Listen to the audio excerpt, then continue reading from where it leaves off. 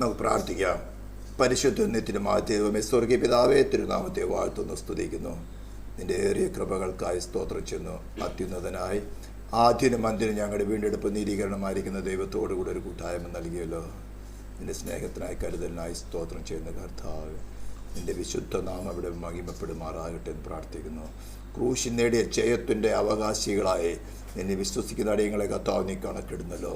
നിന്നെ വിശ്വസിക്കുന്ന ഏവർക്കും കർത്താവ് സൗജന്യമായി നൽകുന്ന രക്ഷയുടെ മഹത്വം അനുഭവിച്ചറിയാൻ തക്കവണ്ണം ഈ ശബ്ദം കേൾക്കുന്ന ഓരോ ജനത്തെയും നിന്റെ നാമത്തിൽ അനുഗ്രഹിച്ചുകൊണ്ട് പ്രാർത്ഥിക്കുന്നു. ഈ പരിസരങ്ങളെ, ഈ ശബ്ദം കടന്നു ചെല്ലുന്ന പരിസരങ്ങളെ, വ്യക്തികളെ, അവരുടെ തലമുറകളെ, അവരുപയോഗിക്കുന്ന ഇലക്ട്രോണിക്സ് ഉപകരണങ്ങളെ നിന്റെ നാമത്തിൽ നിന്റെ പ്രാശ്ചിത്യം ഇതുമായിട്ട് സാങ്ക്ടിഫൈ ചെയ്യുന്നു. മഹത്വം ക്രൂശിനെ കരറ്റുന്നു. ഇസ്രായേലിൻ്റെ നിന്റെ നാമത്തെ ഞങ്ങൾ അനുഗ്രഹിക്കുന്നു കർത്താവേ. പ്രാർത്ഥന കേട്ടതിനായ സ്തോത്രം. യേശു ക്രിസ്തുവിൻ്റെ നാമത്തിൽ തന്നെ സ്തോത്രം. ദൈവനാമം മഹത്വപ്പെടുമാറാകട്ടെ. വീണ്ടും വരുന്നവനായ നമ്മുടെ കർത്താവായ യേശു ക്രിസ്തുവിൻ്റെ ശ്രേഷ്ഠമായ നാമത്തിൽ അവനോടുകൂടെ ഒരു സാന്നിധ്യം, ഒരു കൂട്ടായ്മ അനുഭവിച്ചുകൊണ്ട് തിരുവഴുത്തിലെ ധ്യാനിപ്പം തക്കവണ്ണം ദൈവമായ കർത്താവ് നമ്മളെ സഹായിക്കട്ടെ. Relations of Christ to the church, അല്ലെങ്കിൽ ക്രിസ്തുവിനും അവൻ സഭയുമായിട്ടുള്ള ബന്ധം എന്നൊരു വിഷയത്തെ എഫേസ്യ ലേഖനത്തെയും കൊളോസ്യ ലേഖനത്തെയും ആസ്പദമായിട്ട് നമ്മൾ ഏകദേശം 19 എപ്പിസോഡുകൾ ചിന്തിച്ചുകൊണ്ടിരിക്കുകയായിരുന്നു. അതിൻ്റെ ഒരു കൺക്ലൂഷനിലേക്ക് വരുന്ന സമയമായിരുന്നു. ഒടുവിൽ കർത്താവിനും അവൻ്റെ അമിത ബലത്തിനും ശക്തിപ്പെടുവിലെന്ന്. അപ്പോൾ ആ ഒടുവിൽ എന്ന വാക്ക് എന്താണ് പൗൽ ഉദ്ദേശിക്കുന്നത് എന്നതിനെക്കുറിച്ച് നമ്മൾ കുറച്ച് ഡീറ്റെയിൽ ആയിട്ട് ചിന്തിച്ചു കൊണ്ടിരിക്കുന്ന സഭയാണ്. സഭയുടെ ഒരുക്കം എങ്ങനെയായിരിക്കണം, സഭയ്ക്കകത്ത് എന്തെല്ലാം കടന്നു വരാൻ പാടില്ല, എങ്ങനെയാണ് കർത്താവിൻ്റെ ബോഡിയെ പരിപാലിക്കേണ്ടത്, ഈ വിഷയങ്ങളൊക്കെ ആസ്പദമാക്കി പഠിക്കുമ്പോൾ അപ്പോഴാണ് നമുക്ക് യഥാർത്ഥ ഒരു വേർപാടിൻ്റെ അവസ്ഥകളൊക്കെ മനസ്സിലായി വരുന്നത്. നമ്മൾ പഠിക്കുമ്പോൾ ശ്രേഷ്ഠമായൊരു കാര്യം പലപ്പോഴും നമുക്ക് പഴയ നിയമത്തിന് പുതിയ നിയമത്തിന് വചനങ്ങളെ കോട്ടേണ്ടി വരും. അപ്പോൾ പലർക്കും ഒരു തെറ്റിദ്ധാരണയുണ്ട്. പുതിയ നിയമം, വാസ്തവത്തിൽ പുതിയ നിയമം എന്താണ്, ആരുമായിട്ടുള്ളതാണെന്ന് പോലും അവർക്ക് അറിയാത്തത് കൊണ്ടാണ് ചിന്തിക്കുന്നത്. ഇന്ന് അതിൻ്റെ കുറച്ച് ഡീറ്റെയിൽ ആയിട്ടുള്ള കാര്യങ്ങൾ മനസ്സിലായി. അത്തരം സംശയങ്ങൾ അവരുടെ ഹൃദയത്തിൽ നിന്ന് മാറിപ്പോയി. അവരാരുമായിട്ടാണ് ഒരു ഉടമ്പടി അല്ലെങ്കിൽ ഒരു നിയമം സ്ഥാപിച്ചിരിക്കുന്നത്, ആ നിയമത്തിൻ്റെ കണ്ടീഷൻസ് എങ്ങനെയാണ്, എന്താണ് അതുകൊണ്ട് അർത്ഥമാക്കുന്നത്, ആമേ സ്തോത്രത്തൊക്കെ ഒന്ന് മനസ്സിലാക്കാൻ സാധിക്കും. അപ്പോൾ അങ്ങനെ നമ്മൾ ഈ കാര്യങ്ങൾ ചിന്തിച്ചുകൊണ്ടിരിക്കുന്ന സമയത്താണ് ചർച്ചിനകത്ത് കടന്നു വരുന്നതായിട്ടുള്ള, അല്ലെങ്കിൽ ഒടുവിൽ കർത്താവിലും അവൻ്റെ അമിത ബലത്തിലും ശക്തിപ്പെടാൻ പറ്റാതെ വണ്ണം എന്തുകൊണ്ടാണ് ഇന്ന് ചർച്ച് ഡീഗ്രേഡായി പോയിരിക്കുന്നത്, ശത്രുവിൻ്റെ മുമ്പിൽ നിൽക്കാൻ പറ്റാതെ വണ്ണം ചർച്ച് തന്നെ മറ്റു പല ആശ്രയങ്ങളിലേക്ക് പോയിക്കൊണ്ടിരിക്കുന്ന ഒരു സാഹചര്യം.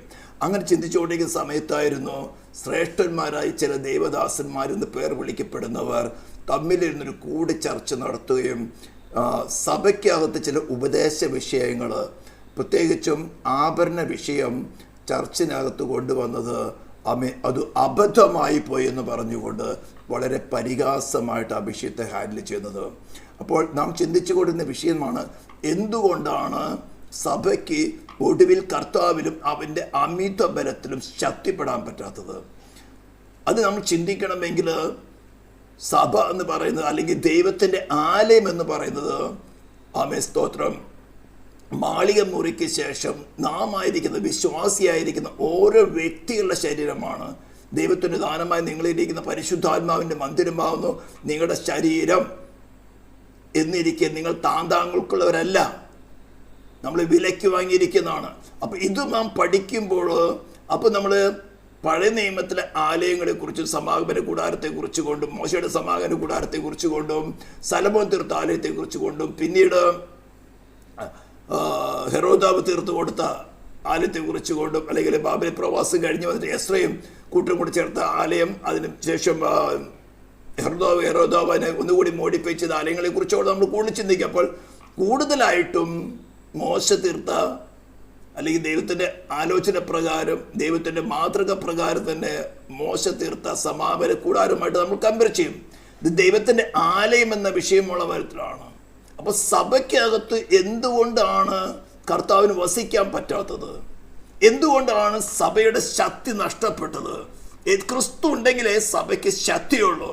അതാണ് പറഞ്ഞത്, ഒടുവിൽ കർത്താവിലും അവന്റെ അമിതബലത്തിൽ ശക്തിപ്പെടുവൻ. അപ്പൊ എന്താണ് സഭയെ ഡീഗ്രേഡ് അല്ലെങ്കിൽ സഭയുടെ ശക്തി അല്ലെങ്കിൽ ക്രിസ്തുവിന് തന്നെ സഭയ്ക്കകത്ത് അല്ലെങ്കിൽ വ്യക്തികളിൽ വസിക്കാൻ പറ്റാത്ത വിഷയമെന്ന് ചിന്തിച്ചുകൊണ്ടിരിക്കുന്ന സമയത്തായിരുന്നു ദൈവവചനം പറഞ്ഞു, ദൈവത്തെ സ്നേഹിക്കുന്നവർക്ക് നിർണയപ്രകാരം വിളിക്കപ്പെട്ടവർക്ക് തന്നെ സകലതും നന്മയ്ക്കായി കൂടി വ്യാപരിക്കുന്നു എന്ന് പറഞ്ഞത് പ്രകാരം നമുക്കിതൊരു നന്മയ്ക്കായി തീർന്നു. അങ്ങനെ ഇരിക്കുന്ന സമയത്ത് അവർ വിഷയത്തെ വെള്ളം തേക്കുവാനും അതിനെ ന്യായീകരിക്കാനും അങ്ങനെയൊക്കെയും അതിന് പലരുമായിട്ട് എഴുന്നേറ്റ് എന്ന് വന്നു. പല പ്രസിദ്ധന്മാരും ഇത് പേര് വിളിക്കുന്ന, സ്വയം പ്രശംസിക്കുന്ന, അല്ലെങ്കിൽ യൂട്യൂബ് ചാനലുകളിലോ അല്ലെങ്കിൽ മറ്റിടത്തൊക്കെ അനേക ഫോളോവേഴ്സ് മെമ്പർഷിപ്പ് ഉള്ളവരൊക്കെ വലിയ പെയിന്റടികളൊക്കെ കൊണ്ടുവന്നു. നമുക്കൊക്കെ അതെല്ലാം ചില കാര്യങ്ങൾ ചിന്തിക്കുവാനും അതിൻ്റെ ഒരു കൺക്ലൂഷനിലേക്ക് എത്തുവാൻ തക്കവണ്ണം നമുക്ക് കാര്യമായി തീർന്നു. നമ്മൾ യൂട്യൂബിൽ അത് കയറി നോക്കിക്കഴിഞ്ഞാൽ 100 കണക്കിനാണ് ഈ ഒരു സബ്ജക്റ്റിനെ കുറിച്ചുള്ള ചർച്ചകൾ, ഇൻ്റർവ്യൂകൾ, പ്രസംഗങ്ങൾ മറ്റതൊക്കെ കടന്നു വന്നിരിക്കുന്നത്. ഓരോരുത്തരും അവരവരുടെ പരിജ്ഞാനങ്ങൾ, ഈ വിഷയമായിട്ടുള്ള അറിവുകൾ, ഈ വിഷയമായിട്ടുള്ള ഹിസ്റ്റോറിക്കൽ ബാക്ക്ഗ്രൗണ്ടുകൾ, എവിടെ നിന്നാണ് പൊന്നു വന്നത്, എങ്ങനെയാണ് ആഭരണം ഈ വിഷയത്തിൽ കടന്നു വന്നത്, ഇങ്ങനെ പല പല കാര്യങ്ങൾ ചിന്തിക്കുകയുണ്ടായിരുന്നു. ഇതൊക്കെയും നമുക്ക് നല്ല കാര്യങ്ങൾ തന്നെയാണ്. പലരും പല വിധത്തിൽ ചിന്തിക്കുകയുണ്ടായിരുന്നു. പലരും തങ്ങളുടെ വ്യക്തിപരമായ അനുഭവങ്ങൾ, പലരുമായിട്ട് ആഭരണം ഇട്ടവരുടെ അനുഭവങ്ങളും ആഭരണം ഉപയോഗിക്കാത്തവരുടെ അനുഭവങ്ങളും ഇങ്ങനെ പലതുമായിട്ട് ചിന്തിച്ചു കൊണ്ടിരുന്നു. എന്നാൽ നമ്മൾ ആരോടും ആഭരണം ഇടണമെന്നോ ഇടരുതെന്നോ പറഞ്ഞിട്ടുമില്ല. അപ്പം ഇതിൻ്റെ തംബ്നെയിൽ ഞാൻ കുറച്ച് ചിത്രങ്ങളൊക്കെ കാണിച്ചിരിക്കുന്നത് മാനുവലായിട്ട് ഉണ്ടാക്കിയതല്ല, ആർട്ടിഫിഷ്യൽ ഇൻ്റലക്റ്റ് അതായത് AI ഉണ്ടാക്കിയൊരു തംബ്നെയിലാണ്. അതുകൊണ്ട് അതിനകത്ത് ആരുടെയെങ്കിലും പേഴ്സണലായിട്ട് ഹർട്ട് ചെയ്ത വിധത്തിലുള്ള ചിത്രങ്ങൾ വന്നിട്ടുണ്ടെങ്കിൽ ക്ഷമിക്കണം, അത് മനുഷ്യമായിട്ട് ഉണ്ടാക്കിയിട്ടുള്ളതല്ല. ഓക്കെ, നമുക്ക് ആ വിഷയത്തിലേക്ക് കടന്നു വരുമ്പോൾ ഇത്തരം മെസ്സേജുകൾ അല്ലെങ്കിൽ ദൈവസഭയെ ഡീഗ്രേഡ് ചെയ്യത്തക്കവണ്ണം എങ്ങനെയാണ് ഇത് പ്രവർത്തിക്കുന്നതെന്ന് നമ്മൾ ശരീരം, പ്രാണൻ, ആത്മാവ് എന്ന വിഷയത്തിൽ ശരീരത്തിൻ്റെയും പ്രാണൻ്റെയും ആത്മാവിൻ്റെയും പ്രവർത്തനം എങ്ങനെയാണെന്നും വിശേഷാൽ പ്രാണന് ശരീരത്തിന്മേലുള്ള ഇൻഫ്ലുവൻസ് എത്രമാത്രമാണെന്നും പഞ്ചേന്ദ്രിയങ്ങളിൽ കൂടെ കടന്നു വരുന്നിട്ടുള്ള നോളേജിനാൽ ഡെവലപ്പ് ആകുന്ന ഒരു ഇമോഷൻ അനുസരിച്ചാണ് മനുഷ്യൻ പ്രവർത്തിക്കുന്നുവെന്നും ദൈവ പൈതലായിരിക്കെ തന്നെ അവന് 3 വിധത്തിലുള്ള ശത്രുക്കൾ, ഒന്ന് അവന് വസിക്കുന്ന ദൈവത്തോട് ശത്രുത്വമുള്ളതും ദൈവത്തിൻ്റെ ന്യായപ്രമാണത്തിന് കീഴ്പ്പെടുത്തുമായിട്ടുള്ള ജഡം അല്ലെങ്കിൽ the nature of human without whole spirit എന്ന് തന്നെ, മറ്റൊന്ന് ദ വേൾഡ്, മറ്റൊന്നാണ് ദ സേറ്റാനിക് കിങ്ഡം. ഇതിൽ 3ൽ നിന്നും പല വിധത്തിലും നമ്മുടെ ഇൻ്റലക്റ്റിലേക്ക്, നമ്മുടെ ബുദ്ധിയിലേക്ക് പല പല ചിന്തകളും പല പല ആലോചനകളും പല പല ഉപദേശങ്ങളും ഇതുപോലെ ഉപദേശങ്ങളും കടന്നു വരാം. അപ്പോഴത്തേക്ക് വിധിക്കാൻ പാടുണ്ടോ ഇല്ലയോ എന്നൊക്കെ ചോദിക്കുന്നവരോട് ഒരു എപ്പിസോഡ് നമ്മൾ ചെയ്തിരുന്നു. അതിൻ്റെ വചനങ്ങൾ തന്നെ ഞാൻ ഈ സ്ക്രീനിൽ കാണിച്ചിരിക്കുന്നത്. ഇതൊക്കെ ശത്രുടുന്ന ഓരോ തന്ത്രങ്ങളാണെന്ന് മനസ്സിലാക്കിയിട്ട് ഇതിൽ നിന്നും രക്ഷ പ്രാപിക്കുന്ന ചില വിഷയങ്ങളിലേക്ക് നമുക്ക് ഇങ്ങനെ പല പല കാര്യങ്ങൾ കടന്നു വന്നപ്പോഴാണ് എങ്ങനെയാണ് ഒരു മനുഷ്യൻ അല്ലെങ്കിൽ ഏദൻ തോട്ടത്തിൽ നിന്ന് പുറത്താക്കപ്പെട്ട ആദാമിൻ്റെ സന്തതിയായ ഒരു മനുഷ്യൻ എങ്ങനെ ദൈവത്തോട് വീണ്ടും നിരപ്പ് പ്രാപിച്ച് യേശു ക്രിസ്തു മുഖാന്തരം ദൈവത്തോട് നിരപ്പ് പ്രാപിച്ച് ആ സമാധാന ബന്ധത്തിലേക്ക് കടന്നു വരാൻ സാധിക്കും, അല്ലെങ്കിൽ രക്ഷ എങ്ങനെ നടക്കുന്നു എന്നതിനെ കുറിച്ചുകൊണ്ട് നമുക്ക് ഒന്നും കൂടി ചിന്തിക്കാൻ ഇടയായി തീർന്നു. അതാ ഞാൻ പറഞ്ഞത്, ദൈവത്തെ സ്നേഹിക്കുന്നവർക്ക് നിർണയപ്രകാരം വിളിക്കപ്പെട്ടവർ തന്നെ സകലതും നന്മയ്ക്കായി കൂടി വ്യാപരിക്കുന്നു. ഈ ഒരു ആഭരണ വിഷയം അനേകർ ചർച്ച ചെയ്ത് നമുക്ക് നന്മയ്ക്കായി. കാരണം എങ്ങനെയാണ് രക്ഷ നടക്കുന്നതിനെ കുറിച്ചുകൊണ്ട് നമ്മൾ വളരെ ഡീറ്റെയിൽ ആയിട്ട് പഠിച്ചിട്ടുള്ളവരാണ്. ഇതിനെക്കുറിച്ചുള്ള ഒരു ഏകദേശം 12 എപ്പിസോഡുകൾ ചെയ്തിട്ടുണ്ട്, അത് യൂട്യൂബിലുണ്ട്. അതിൻ്റെ ലിങ്ക് ആദ്യമായിട്ട് കേൾക്കുന്നവരാണെങ്കിൽ അതിൻ്റെ ലിങ്ക് ഡിസ്ക്രിപ്ഷനിൽ കൊടുക്കുന്നതായിരിക്കും. അപ്പോൾ രക്ഷ പൂർത്തീകരിക്കണമെങ്കിൽ ഇന്നൊരു പഴഞ്ചൊല്ല് പോലെയായി രക്ഷിക്കപ്പെട്ട് സ്നാനപ്പെട്ട് പരിശുദ്ധാത്മാവ് പ്രാപിച്ചു, ഇതൊരു പഴഞ്ചൊല്ല് പോലെയായി തീർന്നു. അങ്ങനെ നിസ്സാരമായി നടക്കുന്നൊരു സംഭവമല്ല രക്ഷ. രക്ഷയ്ക്ക് അതിൻ്റെതായ കണ്ടീഷൻസ് ഉണ്ട്. നമ്മൾ അതിൻ്റെ ഓരോ കാര്യങ്ങളും പഠിച്ചു. അതിൻ്റെ പൂർണ്ണതയിൽ നടന്നില്ലെങ്കിൽ രക്ഷ നടക്കുകയില്ല, രക്ഷിക്കാൻ ദൈവത്തിന് സാധ്യമല്ല എന്ന് തന്നെ വളരെ വ്യക്തമായിട്ട് നമ്മൾ ചിന്തിച്ചവരാണ്. അതിൽ ഏറ്റവും പ്രധാനപ്പെട്ട കാര്യമാണ് അറ്റോൺമെൻറ്റ് അല്ലെങ്കിൽ പ്രായശ്ചിത്തം. പിതാവായ ദൈവം പുത്രനായ ദൈവം തമ്മിലൊരു ഉടമ്പടിയാണ് ദ കവനന്റ് ഓഫ് റിഡംപ്ഷൻ എന്ന് പറയുന്നത്. അതിനകത്ത് മനുഷ്യൻ വീണ്ടെടുക്കപ്പെടേണ്ട വ്യക്തികൾ മാത്രമാണ്. മനുഷ്യനകത്ത് വേറെ പാർട്ടൊന്നുമില്ല. അത് വളരെ പെർഫെക്റ്റ് ആയിട്ട് പിതാവായ ദൈവം പുത്രനായ ദൈവം തമ്മിൽ ചെയ്തെടുത്തുകൊണ്ട് അവന് മരിച്ചവരുടെ ഇടയിൽ നിന്ന് ഉയർത്തെഴുന്നേൽപ്പിച്ചുകൊണ്ട് അതിന്റെ പൂർണ്ണതയിൽ ഒരല്പം പോലും കുറവില്ലാതെ പൂർണ്ണതയിൽ ദൈവനീതിക്ക് പൂർണ്ണ തൃപ്തി വരുമാറ് വിജയകരമായി തീർന്നു എന്ന് ദൈവം ഡിക്ലെയർ ചെയ്യാണ്. റോമൻസ് 1:5. അതിൽ വിശ്വസിക്കുന്നവനെ സൗജന്യമായിട്ട് നീതീകരിക്കാം. ഒരു പ്രവൃത്തി വേണ്ട, ഒരു വിലയും കൊടുക്കേണ്ട, ഒന്നും കൊടുക്കേണ്ട. ആ പ്രായശ്ചിത്തത്തിൽ വിശ്വസിക്കുന്നവനെ ആദാമിന്റെ പാപത്തിൻ്റെതായ കോൺസിക്വൻസ് അനുഭവിച്ചു കൊണ്ടിരിക്കുന്ന മനുഷ്യന് സൗജന്യമായിട്ട് നീതീകരണം പ്രാപിക്കാം എന്ന കാര്യത്തെക്കുറിച്ച് നമ്മൾ ചിന്തിച്ചു. അങ്ങനെ നമ്മൾ repentance, regeneration, faith in Jesus Christ, കഴിഞ്ഞ ദിവസങ്ങളിൽ സാങ്ക്ടിഫിക്കേഷൻ, പെർസീവറൻസ്, ഇതൊക്കെ നാം ചിന്തിച്ചു വന്നു. അല്പമായിട്ട് വീണ്ടും അതിനെ കുറിച്ച് ചിന്തിക്കും. അങ്ങനെ ഇരിക്കുമ്പോഴാണ് എങ്ങനെയാണ് ഈ ഫൈനൽ ജസ്റ്റിഫിക്കേഷൻ നടക്കുന്നത് എന്നൊരു വിഷയം ചിന്തിക്കണം. മറ്റു കാര്യങ്ങളൊക്കെ നമ്മൾ 1-2 എപ്പിസോഡുകളെടുത്ത് ചിന്തിച്ചതാണ്. ആരെങ്കിലും കേൾക്കാത്തവരുണ്ടെങ്കിൽ ആ പഴയ എപ്പിസോഡുകളിലൊക്കെ ഒരു പ്ലേ ലിസ്റ്റ് തന്നെ തയ്യാറാക്കി അതും താഴെ ഡിസ്ക്രിപ്ഷനിലിടാം. കേൾക്കാൻ താല്പര്യമുള്ളവർക്ക് അത് കേൾക്കാം. അപ്പോൾ നമ്മൾ ഈ ജസ്റ്റിഫിക്കേഷന് അല്ലെങ്കിൽ ഫൈനൽ ജസ്റ്റിഫിക്കേഷൻ അനേകർക്ക് തെറ്റിദ്ധാരണയുള്ളത് വിശ്വസിക്കുന്ന മാത്രയിൽ തന്നെ നാം ജസ്റ്റിഫൈഡായി. ശരിയാണ്, അതിന് വാക്യവും ഞാൻ പറഞ്ഞു. ഹല്ലേലൂയ. ഞങ്ങൾ ക്രിസ്തുയേശുവിൽ നീതീകരിക്കപ്പെട്ടു, തേജസ്വീകരിക്കപ്പെട്ടുമിരിക്കുന്നു, കൊരിന്ത്യർ സഭയോട് പോൾ പറഞ്ഞത്. എന്നാൽ നീതീകരണം എങ്ങനെയാണ് നടക്കുന്നത്, എന്താണ് നീതീകരണം എന്ന വിഷയത്തിന്റെ ആഴം ഇത് ശരിക്കും നീതീകരണം പറയുന്നത് ദൈവത്തിന്റെ മുമ്പിൽ ദൈവം ഡിക്ലെയർ ചെയ്യണം ഈ പ്രത്യേക വ്യക്തി ജസ്റ്റ് ആണ്, നീതിമാൻ എന്ന് അവൻ ഡിക്ലെയർ ചെയ്യുന്നതിനെയാണ്, അല്ലെങ്കിൽ ആ പ്രോസസ്സിനെ വിളിക്കുന്ന പേരാണ് ജസ്റ്റിഫിക്കേഷൻ, നീതീകരണം.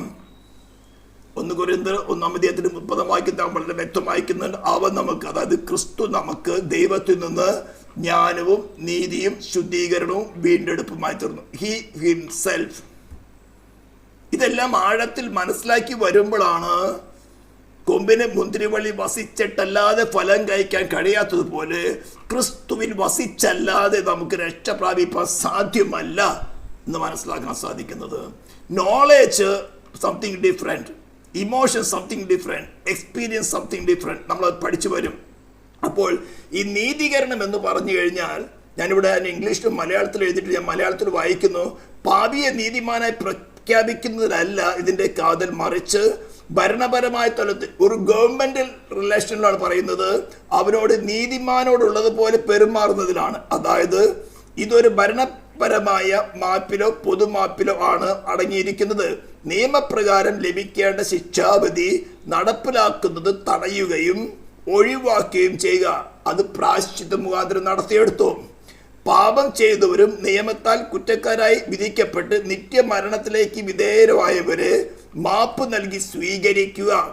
ഒപ്പം അവർ നീതിമാന്മാരെ പോലെ പ്രതിഫലത്തിന് അർഹരാണെന്ന് കണക്കാക്കി അവരെ ആദരിക്കുക എന്നിവയാണ്.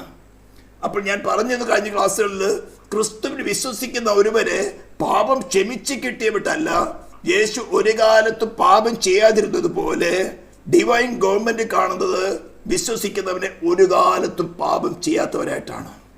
ഭൂമിയിൽ ആദാമിന്റെ സന്തതിയെ ജനിച്ചവർ ആരും തന്നെ അതിന് ക്വാളിഫൈഡ് അല്ല. പക്ഷേ ക്രിസ്തുവിൽ തികഞ്ഞ ഒരു വ്യക്തിയെ, അല്ലെങ്കിൽ ക്രിസ്തുവിൽ ആശ്രയിക്കുന്ന, ക്രിസ്തുവിനെ കുറിച്ചുള്ള വിശ്വാസമല്ല, നമ്മുടെ മുന്നോട്ടുള്ള യാത്രയിൽ ക്രിസ്തുവിൽ മാത്രം ആശ്രയിക്കുന്ന ഒരു വ്യക്തിയെ നാം ഏത് മൂവ്മെന്റ് വരെയും അവനിൽ ആശ്രയിക്കുന്നു, അവന് വസിക്കുന്നുവോ അതുവരേക്കും ഡിവൈൻ ജസ്റ്റിസ്, ഡിവൈൻ ഗവൺമെന്റ് കണക്കിടുന്നത് നമ്മയല്ല, യേശുവിനെയാണ്. അവൻ ഒരു നാളും പാപം ചെയ്യാതിരിക്കുന്ന പോലെ നാം ഒരു നാളും പാപം ചെയ്യാത്തവരായിട്ടാണ്. അതുപോലെ അവൻ മരണത്തോളം, ക്രൂശിലെ മരണത്തോളം അനുസരണമുള്ളവനായിരുന്നത് കൊണ്ട് നമ്മെ അവന് ലഭിക്കേണ്ട മുഴുവൻ സംരക്ഷണവും പ്രതിഫലവുമാണ് നമുക്ക് ഡിവൈൻ ഗവൺമെന്റ് തരുന്നത്. ഈ പ്രോസസ്സിനെ പറയുന്ന പേരാണ് നീതീകരണം. ഈ പ്രോസസ്സിൽ നാം എപ്പോഴെങ്കിലും ക്രിസ്തുവിൽ ആശ്രയിക്കുന്ന അല്പം മാറിക്കഴിഞ്ഞാൽ നഷ്ടപ്പെട്ടു.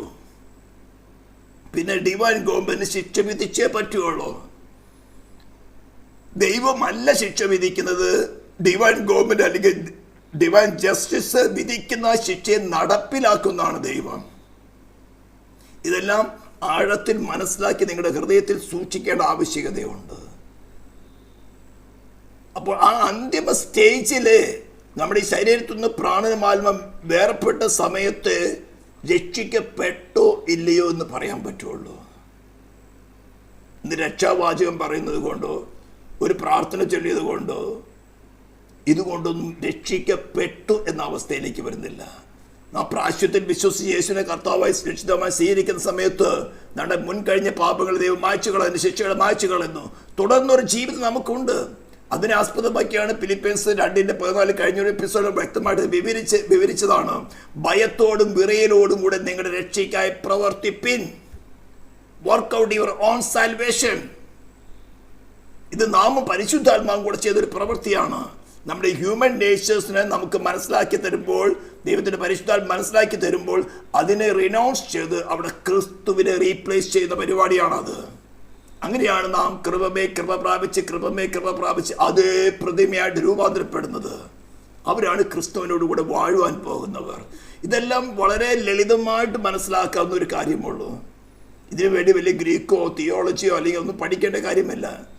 എന്നാൽ ഇത്തരം ചില വിഷയങ്ങൾ നമ്മൾ അവിടേക്ക് കടന്നു വരാം.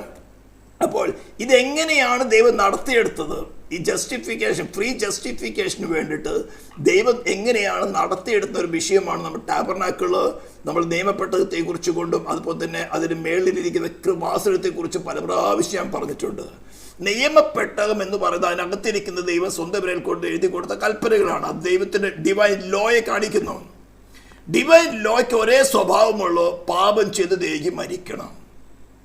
വിശ്വാസിയായാലും അവിശ്വാസിയായാലും അവന്റെ മേൽ ഡിവൈൻ ജസ്റ്റിസ് വിധിക്കുന്ന വിധി പാപം ചെയ്തവൻ മരിക്കണം. എന്നാൽ അതിനെ ഫുള്ളായിട്ട് കവർ ചെയ്യുന്ന 2.5 അടി നീളം, 2.5 അടി വീതി, 1.5 അടി വീതി, ഇതേ അളവിൽ നിയമപ്പെട്ടകത്തിന്റെ അതേ അളവിൽ തന്നെയാണ് കൃപാസനം നിയമിച്ചിരിക്കുന്നത്. അത് കൃപാസനം എന്ന വാക്കിന്റെ അർത്ഥം കഫാർ എന്ന ഹീബ്രു വാക്കിന്റെ അർത്ഥം ടു കവർ.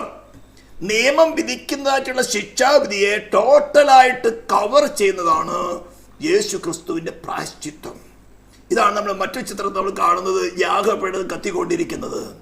അതെന്തിനെയാണ് റെപ്രസെന്റ് ചെയ്യുന്നത്? കാൽവരിയുടെ ക്രൂശില് ലോകത്തിന്റെ പാപം ചുമക്കുന്ന ദൈവത്തിന്റെ കുഞ്ഞാടിന്റെ മേല് അല്ലെങ്കിൽ നമ്മൾ 2 കൊരിന്ത്യൻസ് 5:21 പറയുന്ന പോലെ പാപം അറിയാത്തവനെ നാം അവനിൽ ക്രിസ്തുവിൽ ദൈവത്തിന്റെ നീതിയാകേണ്ടത് പാപമാക്കി. റോമൻസ് 8 പറയുന്ന പോലെ ജഡത്താലുള്ള ബലഹീനത നിമിത്തം ന്യായപ്രമാണത്തിന് കഴിയാഞ്ഞതിന് സാധിപ്പാൽ ദൈവം തന്റെ പുത്രനെ പാപജഡത്തിന്റെ സാദൃശ്യത്തിൽ പാപനിമിത്തം അയച്ചു. പാപത്തിന് ജഡത്തിൽ ശിക്ഷ വിധിച്ചു. അപ്പൊ ആ പാപത്തോടുള്ള ക്രോധാഗ്നി കാൽവരി ക്രൂശിൽ തന്റെ പുത്രന്റെ മേൽ, അവന്റെ ശരീരം ക്രൂശിൽ കിടക്കുമ്പോൾ തന്റെ പ്രാണനും ആത്മാവും പാതാളത്തിൽ പോയി ശിക്ഷ അനുഭവിച്ചു എന്നാണ് ദൈവവചനം പഠിപ്പിക്കുന്നത്. എന്നാൽ ഞാൻ മുൻപ് ചില ചിത്രങ്ങൾ കാണിച്ചാൽ പ്രമുഖന്മാർ ഇത് അംഗീകരിക്കുന്നില്ല. അംഗീകരിച്ചില്ലെങ്കിൽ പ്രാണനും ആത്മാവും രക്ഷ നടക്കുകയില്ല. മോഹം ഗർഭം ധരിച്ച് ശരീരത്തിലല്ല, പ്രാണനിലാണ്. പാപം ആരംഭിച്ചത് പ്രാണനിലാണ്. ആ പ്രാണന് പകരക്കാരൻ ശിക്ഷ അനുഭവിക്കാത്തോടത്തോളം ഇതാണ് പല ട്രിക്കുകൾ ഉപയോഗിച്ച് ബുദ്ധിമാന്മാരെന്ന് പേരുള്ളത് മാറ്റിയിട്ടുള്ള പല ദൈവദാസന്മാർ പേർ വിളിക്കപ്പെടുന്നവർ യൂട്യൂബിലോ അല്ലെങ്കിലോ വളരെ കേരളത്തിലോ വിദേശങ്ങളിലോ ഫ്ലറീഷായിട്ട് നിൽക്കുന്നവർ പറയുമ്പോൾ നിങ്ങൾ ഇത്രയും മെമ്പർഷിപ്പ് ഉള്ളവരാ, ഇത്രയും ആൾക്കാർ വിശ്വസിച്ചില്ല, നിങ്ങൾക്ക് ആരാ ഉള്ളത് നിങ്ങളുടെ കൂടെ എന്നൊക്കെ നിങ്ങൾക്ക് തോന്നിപ്പോകും. ഞാൻ ഇതെല്ലാം അനുഭവിച്ച് ഇത് ശരിയാണെന്ന് എൻ്റെ വ്യക്തിപരമായ ജീവിതത്തിൽ അനുഭവിച്ചറിഞ്ഞിട്ടാണ് ഇതൊക്കെ പറയുന്നത്. എങ്ങനെയാണ് മരണത്തെ ജയിക്കുന്നത്? സ്തോത്രം. അപ്പൊ ഈ ശബ്ദം കേൾക്കുന്ന നിങ്ങളുടെയും എൻ്റെയും വ്യക്തിപരമായ പാപത്തിന്റെ ശിക്ഷ നമ്മുടെ മേൽ വരേണ്ട സ്ഥാനത്ത് നമുക്ക് പകരക്കാരനായി യേശു ശിക്ഷ അനുഭവിച്ചു. ഡിവൈൻ ജസ്റ്റിസിന് പൂർണ്ണമായി സാറ്റിസ്ഫാക്ഷൻ വരുത്തി. എന്നിട്ട് പറയാണ് അവനെ വിശ്വസിക്കുന്നവരെ സൗജന്യമായിട്ട് നീതീകരിക്കാം. As long as we abide in him. ക്രിസ്തുവിൽ ആശ്രയിക്കുക, വിശ്വസിക്കുക എന്ന് പറഞ്ഞാൽ ക്രിസ്തുവിനെ കുറിച്ചുള്ള ചരിത്രപരമായ നോളജ് അല്ല, അവനിൽ ആശ്രയിക്കുക. അതിൻ്റെ ആവശ്യകത എന്താണെന്നൊക്കെ ഞാൻ കഴിഞ്ഞ ദിവസങ്ങളിലൊക്കെ ക്ലാസ്സുകളിൽ പറഞ്ഞിട്ടുള്ളതാണ്. സ്തോത്രം. ഈ കാര്യങ്ങളും പല ക്ലാസ് എടുത്തുകൊണ്ട് ഞാൻ പറയുന്നില്ല. ഓക്കെ, അപ്പോൾ ഇനി കുറച്ച് സീരിയസ് ആയ വിഷയങ്ങളാണ്. അതായത് ഈ രക്ഷാകരമായ പ്രവൃത്തിക്ക് 2 പ്രധാനപ്പെട്ട ഘടകങ്ങൾ. ഒന്ന്, അതിൻ്റെ അടിസ്ഥാനം അല്ലെങ്കിൽ അതിൻ്റെ ഗ്രൗണ്ട് എന്താണ് ഈ രക്ഷാകരമായ ഒരു പ്രവൃത്തി ആരംഭമേ തുടങ്ങി. ലോകസ്ഥാപനത്തിന് മുമ്പേ അറക്കപ്പെട്ട കുഞ്ഞാണെന്നാണ് യേശുവിനെ കുറിച്ച് പറഞ്ഞിരിക്കുന്നത്. ഇത് ദൈവത്തിൻ്റെ ഹൃദയത്തിൽ മറഞ്ഞിരുന്ന ഒരു കാര്യം. ഇതിനെ മൊത്തമായിട്ട് കൊണ്ടുവരുക, അതിൻ്റെ ഫൗണ്ടേഷൻ എന്താണെന്ന് നാം ചിന്തിച്ചാൽ നമുക്ക് മനസ്സിലാക്കാൻ പറ്റുന്നത് പിതാവ് പുത്രൻ പരിശുദ്ധാത്മാവ് അടങ്ങുന്ന ത്രിത്വത്തിൻ്റെ സ്നേഹത്തിൽ നിന്നും ഉരുവായതാണ് ഈ രക്ഷാകരമായ പ്രവൃത്തി മുഴുവനും. നമുക്ക് ആർക്കും തന്നെ ഇതിന് യോഗ്യതയില്ല. നാം ഒരു മോറൽ ഏജന്റ് ആയിരിക്കുന്ന സമയത്ത് ഡിവൈൻ ലോ നമ്മൾ അടുത്ത് പഠിക്കുന്നത്, ഡിവൈൻ ലോ അനുസരിച്ചില്ലെങ്കിൽ നാം മരണയോഗ്യരാണ്. അപ്പോൾ ശത്രുക്കളെ പോലും സ്നേഹിക്കാൻ പഠിപ്പിച്ച യേശുവിൻ്റെ മാതൃക, അല്ലെങ്കിൽ ആ ഡിവൈൻ ട്രിനിറ്റിയുടെ മാതൃക, അല്ലെങ്കിൽ ആ ഹൃദയത്തിൽ നിന്ന് ഉദിച്ചതാണ് ഈ രക്ഷാകരമായ പ്രവൃത്തി. അതതിൻ്റെ ഗ്രൗണ്ട് അല്ലെങ്കിൽ ഫൗണ്ടേഷൻ എന്ന് പറയുന്നത്. എന്നാൽ ഈ രക്ഷാകരമായ പ്രവൃത്തിക്ക് ചില കണ്ടീഷൻസ് ഉണ്ട്. ഇവിടെയാണ് പല ക്രിസ്ത്യനത്തിലുള്ള ഉപദേഷ്ടാക്കന്മാരൊക്കെ തെറ്റിപ്പോകുന്നത്. വളരെ സിമ്പിളായിട്ട് നിങ്ങളുടെ നോളജ്, നിങ്ങളുടെ ബുദ്ധി കൊണ്ട് തന്നെ നിങ്ങൾക്ക് വിവേചിക്കാവുന്ന കാര്യമേ ഉള്ളൂ. പാപം ചെയ്യുന്നവനെ ശിക്ഷിക്കണമെന്ന് ദൈവത്തിൻ്റെ നിയമം നിലനിൽക്കുന്നിടത്തോളം മാറ്റമില്ലാത്തവനെ ദൈവം ആ ശിക്ഷ നടപ്പിലാക്കിയില്ലെങ്കിൽ, നടപ്പിലാക്കാതെ മനുഷ്യനോട് ക്ഷമിച്ചാൽ പിന്നെ അവർ ദൈവമായിരിക്കാൻ സാധ്യതയുണ്ടോ? അവൻ മാറ്റമുള്ളവനായി, പിന്നെ അവൻ ദൈവമല്ല. അതാണ് പ്രായശ്ചിത്തം നടത്തിയെടുക്കാനുള്ള കാര്യം. അപ്പോൾ ഫസ്റ്റ് കണ്ടീഷനാണ് പ്രായശ്ചിത്തം. അതിനകത്ത് ഒരു ഒഴിവ് കഴിവുമില്ല. 100% ഡിവൈൻ ജസ്റ്റിസിന് സാറ്റിസ്ഫാക്ഷൻ വരുത്തണം. അത് നടത്തിയെടുത്തു. അവനെ മരിച്ചടയിൽ നിന്ന് ഉയർത്തെഴുന്നേൽപ്പിച്ചുകൊണ്ട് ദൈവം അത് എസ്റ്റാബ്ലിഷ് ചെയ്തു. Romance chapter 1:5. അതേപോലെ തന്നെയാണ് അടുത്ത കണ്ടീഷൻ, റിപ്പൻറ്റൻസ്. ഏദൻ തോട്ടത്തിൽ നാം സമ്പാദിച്ചു നിത്യനായ ദൈവത്തെ നമുക്ക് നൽകപ്പെട്ടിരുന്ന കഴിവിനെ ത്യജിച്ച് കളഞ്ഞ് നമ്മുടെ സ്വയത്തെ സ്വീകരിക്കുമായിരുന്നു. ഇതിന് നേരെ ഓപ്പോസിറ്റ് ആയിട്ട് ഈ സുവിശേഷം അറിയിക്കുമ്പോൾ നമ്മുടെ സ്വയത്തെ നമുക്ക് വെളിപ്പെട്ട് കിട്ടുന്നതിനെ ത്യജിച്ച് കളഞ്ഞ് അവിടെ ക്രിസ്തുവിനെ റീപ്ലേസ് ചെയ്യുക. ഡീത്രോൺ യുവർ സെൽഫ് ആൻഡ് എൻത്രോൺ ക്രൈസ്റ്റ്. അടുത്തതാണ് ഫെയ്ത്ത് ഇൻ ജീസസ് ക്രൈസ്റ്റ്. ക്രിസ്തുവിലുള്ള വിശ്വാസമല്ല, ക്രിസ്തുവിലുള്ള ആശ്രയം. ക്രിസ്തുവിനെ കുറിച്ച് അനേക പ്രസംഗങ്ങളുണ്ട്. ബൈബിൾ മുഴുവനും ക്രിസ്തുവിനെ കുറിച്ച് പറഞ്ഞിരിക്കുന്നത്, നമ്മളെ കുറിച്ച് പറഞ്ഞിരിക്കുന്നത്. ആ അറിവ് ആവശ്യമാണ്. ആ അറിവിനാൽ യേശുവിനെ നമ്മുടെ വ്യക്തിപരമായ ജീവിതത്തിൽ നമ്മുടെ ഫുൾ കൺട്രോൾ, മാസ്റ്റർ കൺട്രോളറായിട്ട് സ്വീകരിച്ച് അതിന് നാം വിധേയപ്പെട്ട് പൂർണ്ണമായും അനുസരണത്തിൽ തികയുന്ന പരിപാടിയാണ് ഈ ഫെയ്ത്ത് ഇൻ ജീസസ് ക്രൈസ്റ്റ് എന്ന് പറയുന്നത്. നിങ്ങൾ ആ ലെവലിലാണ് തുടർന്നുകൊണ്ടിരിക്കുന്നത്. അല്ലെങ്കിൽ യേശുവിനെ കുറിച്ചുള്ള ചരിത്രപരമായിട്ടൊരു വിശ്വാസത്തിലാണോ? നിങ്ങളുടെ ചരിത്രപരമായ വിശ്വാസമാണെങ്കിൽ പരിശോധന വരുമ്പോൾ നിങ്ങൾ തീർത്തും ഫെയിലാവും. നിങ്ങൾ യേശുവിനെ ത്യജിക്കും, നിങ്ങൾ പകയ്ക്കും. പുറമെ പാട്ടുപാടും അന്യഭാഷയൊക്കെ പറയുമെങ്കിൽ നിങ്ങളുടെ ഹൃദയം കൊണ്ട് ത്യജിച്ചിരിക്കും. എനിക്ക് അനേകരെ കാര്യത്തിൽ അറിയാം. അതുകൊണ്ട് ഞാൻ വളരെ താഴ്മയോടെ പറയുകയാണ്, അതിന് മനസ്സിലാക്കിയിട്ട് നിങ്ങളുടെ റോങ് ആയിട്ടുള്ള ഫെയ്ത്താണ് ഉടച്ച കളയതുകൊണ്ട് തെറ്റില്ല. കർത്താവ് ഇത്ര നാൾ ഞാൻ ഇങ്ങനെയായിരുന്നു, എന്നെ സഹായിക്കണമേ, എൻ്റെ ബലഹീനനെ സഹായിക്കണമേ, എൻ്റെ അല്പവിശ്വാസത്തെ, എൻ്റെ അവിശ്വാസത്തെ എന്നെ സഹായിക്കണമേ. നീ എൻ്റെ മാസ്റ്റർ കൺട്രോളറായി. അയ്യോ എനിക്കറിയില്ല, അതിൻ്റെ ശബ്ദം ഞാൻ കേട്ടിട്ടില്ല, എന്നെ നിൻ്റെ ശബ്ദം കേൾപ്പിച്ച് എൻ്റെ വലം കൈ പിടിച്ച് നടത്തണമേ എന്ന് പറഞ്ഞ് വളരെ ഹൃദയപൂർവ്വം പറഞ്ഞാൽ കർത്താവ് ഏറ്റെടുക്കും. അത് നമ്മുടെ നിയന്ത്രണം ഏറ്റെടുക്കും. ഞാനത് അനുഭവിക്കുന്നുണ്ട്. സ്തോത്രം. അടുത്ത കാര്യമാണ് പ്രസന്റ് സാങ്ക്ടിഫിക്കേഷൻ, ദൈവത്തിന് വേണ്ടി വേർതിരിക്കപ്പെടുക. അടുത്ത കാര്യമാണ് അന്ത്യത്തോളം വിശ്വാസത്തിൽ തുടരുക. ഇതെല്ലാം ഇതിൻ്റെ 100% ഫുൾഫിൽ ആകാത്തൊരു സോളിനെ രക്ഷിപ്പാൻ ദൈവത്തിന് സാധ്യമല്ല. അത് അറ്റോൺമെന്റിൽ കൂടെ ദൈവം വ്യക്തമായിട്ട് വെളിപ്പെടുത്തി. അറ്റോൺമെന്റ് പാർഷ്യലായിട്ടോ അല്ലെങ്കിൽ സങ്കല്പികമല്ല, ആക്ച്വലി നടത്തിയെടുത്തു. കണ്ണുകൊണ്ട് കണ്ടവരായ, അവനെ ഉദരത്തിൽ വഹിച്ചവളായ മറിയ ക്രൂശിന്റെ കീഴിലുണ്ടായിരുന്നു. 3.5 വർഷം അവരോട് കൂടെ ശുശ്രൂഷിച്ചവരായ ശിഷ്യന്മാർ, പ്രത്യേകിച്ച് യോഹന്നാൻ, മഗ്ദലക്കാരി മറിയ, മറ്റു ഗലീലയിൽ നിന്നും അവനോട് കൂടെ യാത്ര ചെയ്ത സഹോദരിമാരുണ്ടായിരുന്നു. ഗ്രീക്ക്, റോമൻ, ഹീബ്രോ, ഈ ഹിസ്റ്റോറിയൻസ് 1-ാം നൂറ്റാണ്ടിലും 2-ാം നൂറ്റാണ്ടിലും വ്യക്തിപരമായിട്ടുള്ള ഗ്രീക്ക് ഹിസ്റ്റോറിയൻസ് എഴുതി വച്ചിരിക്കുന്നു. എന്നിട്ടാണ് മുസ്ലിം സമുദായം പഠിപ്പിക്കുന്നത് യേശു ക്രൂശിക്കപ്പെട്ടിട്ടില്ല, യേശു മരിച്ചിട്ടില്ല. കാരണം എന്താ? ഈ അറ്റോൺമെന്റ് നടക്കാത്തോളത്തോളം പാപത്തെ ക്ഷമിക്കുവാൻ ദൈവത്തിന് സാധ്യമല്ല. സേറ്റന്റെ വലിയ തന്ത്രമാണത്. അത് നടത്തിയെടുത്തിട്ട് അതിന് തന്നെയാണ് യോഹന്നാനൊക്കെ ക്രൂശിന്റെ കീഴിലുണ്ടായിരുന്നത്. അല്ലെങ്കിൽ എന്താ തെളിവുകളെന്ന് ചോദിക്കും. അതിനുശേഷം ഉയർത്തെന്നിട്ട് അവനെ കണ്ണുകൊണ്ട് കണ്ടവര് 40 നാളെ അവരോട് കൂടി ഉണ്ടായിരുന്നു. അവരിലാരും അവിശ്വാസം നിൽക്കാതെ വേണം എല്ലാം ക്ലിയർ ചെയ്തിട്ടാണ് അവൻ സ്വർഗ്ഗാരോഹണം ചെയ്തത്. എന്നിട്ടും കുറച്ച് വർഷങ്ങൾ കഴിഞ്ഞ് പറയാം, AD 610 കൊണ്ടുവരുന്നത്. അൽത്താബിരി എന്ന് പറഞ്ഞ ഒരു എഴുത്തുകാരനാണ് ഖുറാനിൽ എഴുതി വെച്ചിരിക്കുന്നത്, യേശുവിനെ ക്രൂശിച്ചിട്ടില്ല, അവൻ മരിച്ചിട്ടില്ല, പിന്നെ എങ്ങനെ പ്രക്ഷേപിക്കും ദൈവം? നിങ്ങൾക്ക് അതിൻ്റെ സീരിയസ്നെസ് അതേപോലെ തന്നെ സീരിയസ് ആണ് റിപ്പൻഡൻസ്, ക്രിസ്തുവിലുള്ള ആശ്രയം, ദൈവത്തിനോട് വേർപെടുക, അതേപോലെ തന്നെ അന്ത്യത്തോളം വിശ്വസ്തരായി നിലനിൽക്കുക. ഇവിടെ എവിടെയെങ്കിലും മാറിക്കഴിഞ്ഞാൽ ദൈവമല്ല ശിക്ഷിക്കുന്നത്, ഡിവൈൻ ജസ്റ്റിസ്, ദൈവത്തിന്റെ ഭരണകൂടം നമ്മുടെ മേൽ ശിക്ഷ വിധിക്കും, ദൈവം നടപ്പിലാക്കിയേ പറ്റുകയുള്ളൂ. ഓക്കെ, ഇനി നമുക്ക് ചില കാര്യം ഇതുവരെ അനേകർക്ക് മനസ്സിലാകാത്തൊരു കാര്യം ഞാൻ പറയാൻ പോവുകയാണ്. പല പ്രാവശ്യം ഞാൻ വളരെ കുറച്ചായിട്ട് പറയും, ഇത് 6-7 മാസങ്ങൾ എടുത്ത് പഠിക്കേണ്ട ഒരു വിഷയമാണ്. ദൈവരാജ്യത്തിലേക്കാണ് നാം വീണ്ടും ജനനത്തിൽ കൂടെ പ്രവേശിക്കുന്നത്. യേശു തന്നെ പറഞ്ഞത്, പുതുതായി ജനിച്ചില്ലെങ്കിൽ ദൈവരാജ്യം കാണുവാൻ ആർക്കും സാധ്യമല്ല. വെള്ളത്താലും ആത്മാവിനാലും ജനിച്ചില്ലെങ്കിൽ ദൈവരാജ്യം പ്രവേശിപ്പാൻ ആർക്കും സാധ്യമല്ല. ഗലാത്യത്തിലേക്ക് പറഞ്ഞ ചില കാര്യങ്ങൾ ചെയ്തില്ലെങ്കിൽ ദൈവരാജ്യം അവകാശമാക്കുവാൻ പറ്റുകയില്ല എന്ന്. അപ്പൊ ദൈവരാജ്യത്തിലേക്കാണ് വീണ്ടും ജനനത്തിൽ കൂടി ദൈവ പൈതൽ പ്രവേശിക്കുന്നത്. അപ്പോൾ ദൈവരാജ്യത്തിനൊരു നിയമമുണ്ട്. ആ നിയമത്തിന്റെ വ്യവസ്ഥയാണ് ദൈവരാജ്യത്തെ നിലനിർത്തുന്നത്. നമ്മുടെ മാനുഷ്യമായ ഭരണകൂടങ്ങൾക്ക് നിയമമുണ്ട്, ഓരോരോ രാജ്യത്തിന് നിയമമുണ്ട്. ആ നിയമത്തെ അനുസരിച്ച് കൊണ്ടാണ് ആ ഭരണകൂടം ചലിക്കുന്നത്.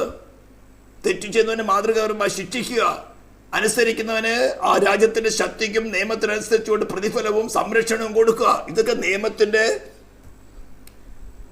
അടിസ്ഥാനപരമായ ഘടകങ്ങളാണ്. അപ്പോൾ ഡിവൈൻ ഗവൺമെന്റ് എന്ന് പറയുന്നത് മോറൽ ലോയല്, ഇതൊക്കെ പറയുമ്പോൾ നിങ്ങൾക്ക് കുറച്ച് ബുദ്ധിമുട്ടുള്ള കാര്യമാണ്. മോറൽ അല്ലെങ്കിൽ മോറൽ ഗവൺമെന്റിൽ എന്ന് പറയുന്നത് ദൈവം, ദൂതന്മാർ, മനുഷ്യർ ഇവരടങ്ങുന്നതാണ് മോറൽ ഗവൺമെന്റ്. സ്തോത്രം. അവർ തമ്മിലുള്ള ബന്ധത്തെ നിലനിർത്തുവാൻ തക്കവണ്ണം അതാത് സമയങ്ങളിൽ അവിടെ ഹൃദയങ്ങളിൽ നൽകപ്പെടുന്ന ഇൻറ്റ്യൂഷൻസ്, പ്രേരണയ്ക്കാണ് ഈ ഡിവൈൻ ലോ എന്ന് പറയുന്നത്. ഏദൻ തോട്ടത്തിൽ നിന്നും ഡിപ്രൈവ്ഡ് ആയിട്ട് അല്ലെങ്കിൽ ദൈവത്തിൽ അകന്നുപോയി മനസ്സാക്ഷി കെട്ടുപോയിരിക്കുന്ന മനുഷ്യന് ഇത് ശരിക്കും മനസ്സിലാക്കാൻ സാധ്യമല്ലാത്തത് കൊണ്ടാണ് ദൈവം ന്യായപ്രമാണം കൊടുത്ത് പാപത്തെക്കുറിച്ച് ബോധം വരുത്തുന്നത്. റോമൻസ് 7:5 പറഞ്ഞിരിക്കുന്നത് ന്യായപ്രമാണത്താൽ ഉളവായ പാപരാഗങ്ങൾ. അപ്പൊ പലരും ചോദിക്കുന്നത് പഴയ നിയമത്തിൽ എഴുതിയിട്ടുണ്ടോ, പുതിയ നിയമത്തിൽ എഴുതിയിട്ടുണ്ടോ? ആഭരണം ഉപയോഗിക്കരുതെന്ന് അങ്ങനെ ഒരു വാക്യം പുതിയ നിയമത്തിലുണ്ട്. ഇതെല്ലാം ഇന്ന് ഇതിലൂടെ മാറിപ്പോകണം. വളരെ ക്ലിയർ ആയിട്ട് ഞാൻ പറയുന്നത്, ദൈവം, മനുഷ്യർ, ദൂതന്മാർ ഇവർ തമ്മിലുള്ള ബന്ധത്തെ, അതുപോലെ തന്നെ ഈ നേച്ചറുമായിട്ടുള്ള ബന്ധത്തെ നിയന്ത്രിക്കാൻ തക്കണം അതാത് സമയങ്ങളിൽ അവിടെ ഹൃദയങ്ങളിൽ നൽകപ്പെടുന്ന പ്രേരണയാണ് ദ ഡിവൈൻ ലോ എന്ന് പറയുന്നത്. അതിൻ്റെ മനസ്സാക്ഷി നിനക്ക് വ്യക്തമായിട്ട് വെളിപ്പെടുത്തി തരും ഇത് ശരിയാണോ തെറ്റാണോ എന്നുള്ളത്. അങ്ങനെയാണ് എല്ലാ മനുഷ്യരും ജീവിക്കുന്നത്. നോർമലായിരിക്കുന്ന മനുഷ്യൻ മൃഗത്തെ പോലെ പെരുമാറുന്നില്ല. അവയ്ക്ക് മനസ്സാക്ഷിയില്ല, അവയ്ക്ക് ആത്മാവില്ല, പ്രാണനുണ്ട്. നാം ട്രെയിൻ ചെയ്ത് അവർ നല്ല ബുദ്ധിയുള്ള 2 ലക്ഷത്തോടുകൂടി പ്രവർത്തിക്കും. സ്തോത്രം. ഇവിടെ നിങ്ങൾക്ക് വായിക്കാൻ സാധിക്കും. എന്നാൽ ഫിസിക്കൽ ലോ എന്ന് പറഞ്ഞാൽ മറ്റുള്ളവ, ഇപ്പൊ സൂര്യനെ സംബന്ധിച്ചോളം എന്താണ് സൂര്യനെ കുറിച്ചുള്ള ദൈവത്തിന്റെ ഹിതപ്രകാരം അതിന് കൊടുത്തിരിക്കുന്ന കൽപ്പന പ്രകാരം എന്ന് വരേക്കും, ഏത് സെക്കൻഡ് വരേക്കും പ്രവർത്തിക്കണം, അത് അങ്ങനെ തന്നെ പ്രവർത്തിച്ചു കൊണ്ടിരിക്കും. ഭൂമി 23 ഡിഗ്രി സെന്റിഗ്രേഡിൽ ചെരിഞ്ഞിരുന്നു കൊണ്ട് ഇത്ര സ്വയമായിട്ട് കറങ്ങുകയും അതേപോലെ തന്നെ സൂര്യന്റെ ഭ്രമണപഥം ചെയ്ത് എങ്ങനെ അതിനൊരു നിയമം വെച്ചിരിക്കുന്നോ ആ നിയമത്തിനനുസരിച്ച് അത് പ്രവർത്തിക്കും. ഏലിയാവിന് ആഹാരം കൊണ്ടു കൊടുക്കുന്ന കാക്ക കാലത്തും വൈകിട്ടും അപ്പം ഇറച്ചി കൊണ്ടു കൊടുക്കാൻ കൽപ്പന കൊടുത്ത് അതിന് ഓപ്പോസിറ്റ് ആയിട്ട് വേറെ തോട്ടില്ല അതിന്. അതാണ് ഫിസിക്കൽ ലോ എന്ന് പറയുന്നത്. എന്നാൽ ദൈവരാജ്യം അങ്ങനെയല്ല. ഇപ്പോഴാണ് നിങ്ങൾക്ക് മനസ്സിലാകുന്നത് ഇത്തരം ഇൻറ്റ്യൂഷൻസ് അവർ ഉപയോഗിക്കാമോ, അവർ ഉപയോഗിക്കേണ്ടയോ, രാഷ്ട്രീയത്തിൽ ഇടപെടാമോ, രാഷ്ട്രീയത്തിൽ പ്രവർത്തിക്കാമോ, ഇങ്ങനെ ആയിരക്കണക്കിനുള്ള പ്രശ്നങ്ങൾ കടന്നു വന്ന് ക്രിസ്തുവിന് വസിക്കാൻ പറ്റാതെ ആക്കി. ഇതാണ് സൈത്താന്റെ തന്ത്രം. നിങ്ങൾ മനസ്സിലാവുന്നുണ്ടോ? ഡിവൈൻ ലോ, ഡിവൈൻ ഗവൺമെന്റ് എങ്ങനെയാണ് നിലനിൽക്കുന്നതെന്ന് മനസ്സിലാക്കുക. ഇവിടെ നമുക്ക് ലഭിക്കുന്നതായിട്ടുള്ള ഈ പ്രേരണയെ നാം എങ്ങനെ അനുസരിക്കുന്നു, എങ്ങനെ കൈക്കൊള്ളുന്നു, ഇതിനനുസരിച്ചായിരിക്കും നിങ്ങളുടെ ജഡ്ജ്മെന്റ് നടക്കുന്നത്. ഇതിനെ പൂർണ്ണമായിട്ട് മരണത്തോളം, ക്രൂശിലെ മരണത്തോളം അനുസരണമുള്ളവനായ ക്രിസ്തു നിങ്ങളുടെ ഹൃദയത്തിലുമാണ്. നിങ്ങളുടെ ഫ്രീ വില്ലിനെ അവൻ ഏൽപ്പിച്ചു കൊടുത്ത് അവനുമായിട്ട് നിങ്ങൾ അനുസരണത്തിൽ തികഞ്ഞാൽ ഈ ശരീരം വിടുമ്പോൾ നിങ്ങൾക്ക് പറയാം ഞാൻ രക്ഷിക്കപ്പെട്ടു എന്ന്. അല്ലെങ്കിൽ പറയാൻ പറ്റില്ല.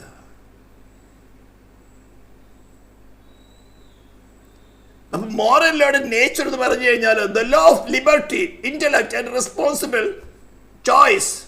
നാം തിരഞ്ഞെടുക്കുന്നത്. പക്ഷെ ഏലിയാവിന്റെ കാക്കയ്ക്ക് ചോയ്സ് ഇല്ല. ഏലിയാവിന് രാവിലെ വൈകിട്ടും അപ്പവും ഇറച്ചി കൊണ്ടു കൊടുക്കാൻ അതിന് കൽപ്പന കൊടുത്താൽ ഇറ്റ് മസ്റ്റ് ഡു. അത് വേറെ ചോയ്സ് ഇല്ല. ഭൂമിക്ക് ഭ്രമണപഥത്തിൽ സ്വയമായിട്ടും സൂര്യൻ ചുറ്റും കറങ്ങാൻ ഇത്ര സ്പീഡിൽ, ഇത്ര ഓൾട്ടിറ്റ്യൂഡിൽ, ഇത്ര ഡിഗ്രിയിൽ നിനക്ക് കൽപ്പന കൊടുത്താൽ അതിന് വേറെ ചോയ്സ് ഇല്ല. It must do. അതാണ് ഫിസിക്കൽ ലോ. എന്നാൽ ഫ്രീ മോറൽ ഏജന്റ് ആയിരിക്കുന്ന, സ്വതന്ത്ര മനസ്സിന് ഉടമയായിരിക്കുന്ന, ഇന്റലക്ട്, ഇമോഷൻസ്, ഫ്രീ വിൽ ഉടമകളായിരിക്കുന്ന നമ്മെ സംബന്ധിച്ചിടത്തോളം നമുക്ക് ചോയ്സ് ഉണ്ട്. ഇപ്പോൾ നിങ്ങൾ മനസ്സിലാക്കിയിടണം. അതുകൊണ്ട് ഞാൻ ഒരു ഫിസിക്കൽ ലോ, അത് ഇടചേരുത്, ഇങ്ങനെ ചെയ്യരുത്, അങ്ങനെ ചെയ്യരുത്, ഇങ്ങനെ ചെയ്യണം, ഇത് ചെയ്യണം, അത് ചെയ്യണം, ഇത് പറഞ്ഞ് ഫിസിക്കൽ ലോ ആണ്. നിങ്ങളുടെ കുഞ്ഞുങ്ങളോട് അങ്ങനെ പറയല്ലേ. ഇതാണ് അനേക ദൈവദാസന്മാരുടെ മക്കള് ഏത്തിസ്റ്റുകളായി തീരുന്നത്.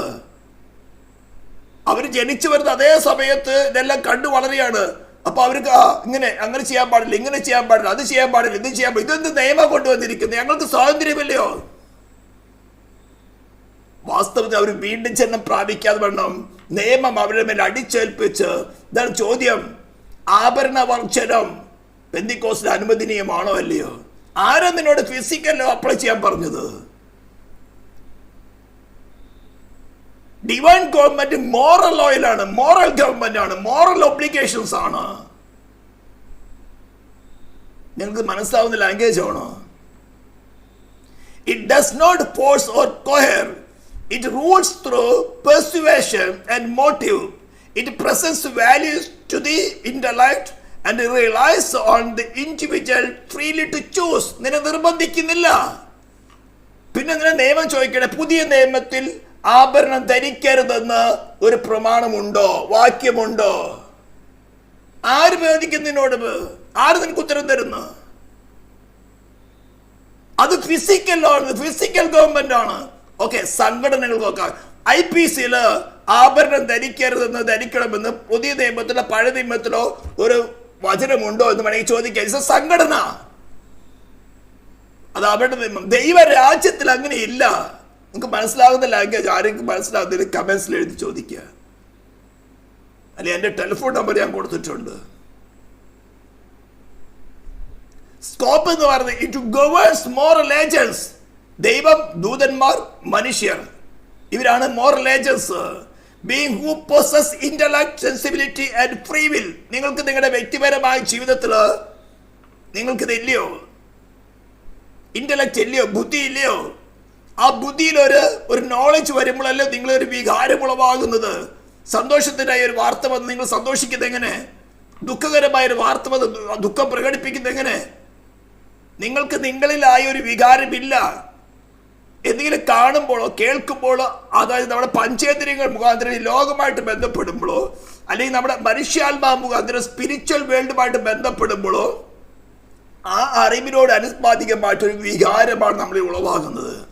ആ വികാരത്തെ എങ്ങനെ കൈകാര്യം ചെയ്യുന്നു? നമ്മുടെ മനസാക്ഷി വിധിക്കും. തെറ്റിനെ തെറ്റൊന്നും ശരിയെ തെരിയൊന്നും വിധിക്കും. അതിന് ഓപ്പോസിറ്റായിട്ട് ചെയ്യുമ്പോഴാണ് അത് പാപമായി തീരുന്നത്. നാം മോറൽ ലോയെ ലംഘിക്കുന്നത്. അതിന് ശിക്ഷയുണ്ട്.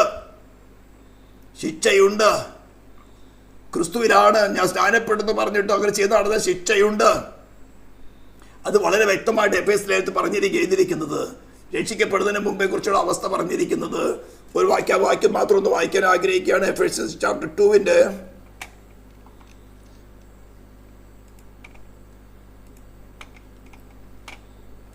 അതിക്രമങ്ങളാലും പാപങ്ങളാലും മരിച്ചവരായെന്ന് നിങ്ങളെ അവൻ ഉയർപ്പിച്ചു. അപ്പൊ രക്ഷിക്കപ്പെട്ട് വീണ്ടും ജനം പ്രാപിച്ചതിന് ശേഷം മരിച്ചിരിക്കുന്ന ഹ്യൂമൻ സ്പിരിറ്റില് ക്രിസ്തു കടന്നു വന്ന് വീണ്ടും ജനം പ്രാപിച്ചതിന് ശേഷം അവര് മുമ്പിലത്തെ അവസ്ഥയെക്കുറിച്ച് പറയുകയാണ്. അവയിൽ നിങ്ങൾ മുമ്പേ ഈ ലോകത്തിന്റെ കാലഗതിയെയും ആകാശത്തിന്റെ അധികാരത്തിലും അനുസരണക്കേടിന്റെ മക്കളിൽ വ്യാപരിക്കുന്ന ആത്മാവിനും അധിപതിയായവരും അനുസരിച്ച് നടന്നു. അവരുടെ ഇടയിൽ നാം എല്ലാവരും മുമ്പേ നമ്മുടെ ജഡമോഹങ്ങളിൽ നടന്ന് ജഡത്തിനും മനോവികാരങ്ങൾക്കും ഇഷ്ടമായത് ചെയ്തുകൊണ്ട് മറ്റുള്ളവരെ പോലെ പ്രകൃതിയാൽ ദൈവകോപത്തിന്റെ മക്കളായിരുന്നു. ഈ അവസ്ഥയിലേക്ക് വീണ്ടും നിങ്ങളെ കൊണ്ടുപോകുവാൻ തക്കവണ്ണം ഓരോവിധ ഉപദേശങ്ങളുമായിട്ട് കടന്നു വരുമ്പോൾ നിങ്ങളുടെ മനസ്സാക്ഷി വേണം. നിങ്ങളൊരു മോറൽ ഏജന്റാണ്. നിങ്ങളുടെ മുമ്പിൽ ചോയ്സ് വെക്കുകയാണ്. നിങ്ങളൊരു കാക്കയല്ല. എല്ലാവരും കാക്കയോട് ആഹാരം കൊണ്ടു കൊടുക്കാൻ പറഞ്ഞാൽ അതിന് നേരെ ചോയ്സ് ഇല്ല. പക്ഷെ നിങ്ങൾക്ക് ചോയ്സ് ഉണ്ട്. ദൈവം അനുവദിക്കുകയാണ്. നീ നിന്റെ ജഡത്തിന്റെ മനോവികാരങ്ങൾ മുമ്പത്തെ അവസ്ഥ നീ അനുവദിക്കുമോ? പത്രോസ് വിളിച്ചിരിക്കുന്നത് സ്വന്തം ഛർദിയിലേക്ക് തിരിയുന്ന നായ എന്ന.